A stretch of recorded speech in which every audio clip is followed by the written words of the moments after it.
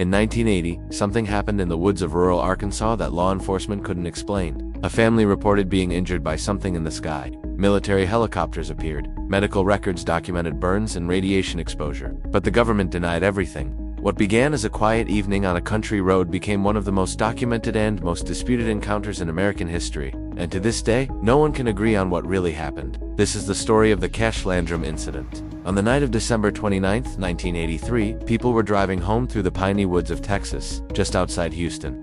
Betty Cash, her friend Vicki Landrum, and Vicki's 7-year-old grandson Colby were heading back from dinner. The road was dark. The area was isolated, and what they encountered that night would change their lives forever. It was around 9 p.m. when Betty, who was driving, noticed something strange in the distance. At first it looked like a bright light hovering above the treetops. As they got closer, the light grew larger and brighter. Then it dropped down, directly over the road in front of them. Betty slammed on the brakes. What they saw next was unlike anything they'd ever encountered. A massive diamond-shaped object, glowing intensely, was suspended in the air. Flames shot downward from its base in rhythmic bursts. The heat was so intense that the dashboard of the car began to feel warm even from a distance. Colby started crying. Vicki, a devout Christian, believed they were witnessing something biblical. Betty, terrified but curious, stepped out of the car to get a better look. She stood there, staring up at this object for several minutes. The metal of the car door became too hot to touch. The heat was unbearable. Then, suddenly, the object began to rise. And that's when things became even stranger. As it ascended, a fleet of helicopters appeared, large, military-style helicopters. Betty counted 23 of them. They seemed to be escorting the object, surrounding it as it moved through the sky.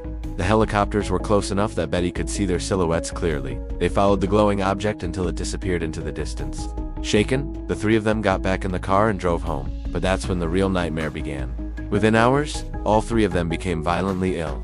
Betty's skin blistered. Her eyes swelled shut. She experienced severe nausea and hair loss. Vicki and Colby also developed burns and symptoms consistent with radiation exposure. Betty's condition was so severe that she was hospitalized multiple times over the following weeks. The doctors were baffled. Her symptoms resembled radiation poisoning, but none of them could explain how she'd been exposed. Betty and Vicki reported the incident to local authorities, who were skeptical but took notes. Soon after, they contacted the military. They wanted answers. If those helicopters were military, someone had to know what happened. But the military denied everything. The U.S. Army, the Air Force, NASA, they all said the same thing. No helicopters were in the area that night. No military exercises. No experimental aircraft. Nothing. Yet Betty and Vicki were certain. They knew what they saw. And the physical evidence was undeniable. Medical records confirmed burns, hair loss, and symptoms consistent with exposure to intense heat or radiation. Betty's health deteriorated so rapidly that she was unable to work. She spent years in and out of hospitals. Investigators began looking into the case. One researcher, John Schuessler, a NASA engineer, took the claims seriously. He interviewed the witnesses, reviewed the medical records, and tried to piece together what could have caused such injuries. He found their accounts credible. The timeline matched. The symptoms were real. But the official explanation or lack of one didn't add up. The case caught national attention. News outlets covered it. Documentaries featured it. But the government remained silent. In 1981, Betty and Vicki filed a lawsuit against the U.S. government, seeking compensation for damages.